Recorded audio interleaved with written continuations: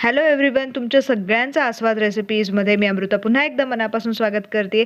आज मी तुम्हाला मला सगळ्यांना आवडणाऱ्या खरवसची रेसिपी घेऊन आलेली आहे, त्यामुळे शेवटपर्यंत नक्की बघा। आवडली तर जरूर लाईक करा आणि सबस्क्राईब केलं नसेल तर जरूर सबस्क्राईब करा। इथे माझ्या शेजारी एक ताईने खूप छान असं हे गाईच्या चिकाचं दूध आणलेलं आहे आणि ह्या दुधापासून आपण खरवस बनवणार आहोत। मेजर करूनच बनवायचं आहे, खूप छान बनतो। अशा वडीचा मस्त खरवस जर बनवायचा असेल तर ही रेसिपी खास तुमच्यासाठी आहे।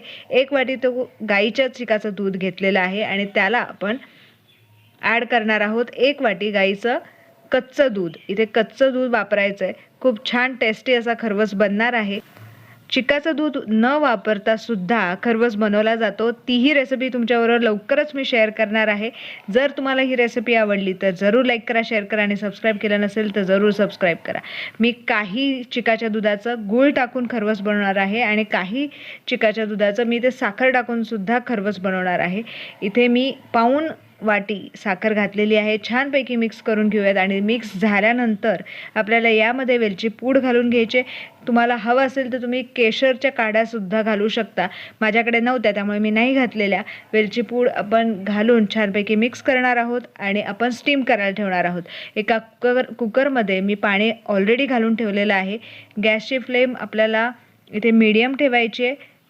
स्टँड मी या कुकरमध्ये ठेवलेला आहे। हा डबा जो आहे खरवस ज्याच्यामध्ये बनणार आहे तोही यामध्ये घालून घेतलेला आहे आणि आपल्याला साधारण 15 ते 20 मिनिटं लागणार आहेत। मीडियम फ्लेमवरती आपण हा कुकर तसाच ठेवणार आहोत आणि 15 ते 20 मिनिटानंतर आपण बघूयात आपला जो खरवस आहे तो झाला आहे की नाही। त्यासाठी चाकू आपण यामध्ये घालून बघणार आहोत।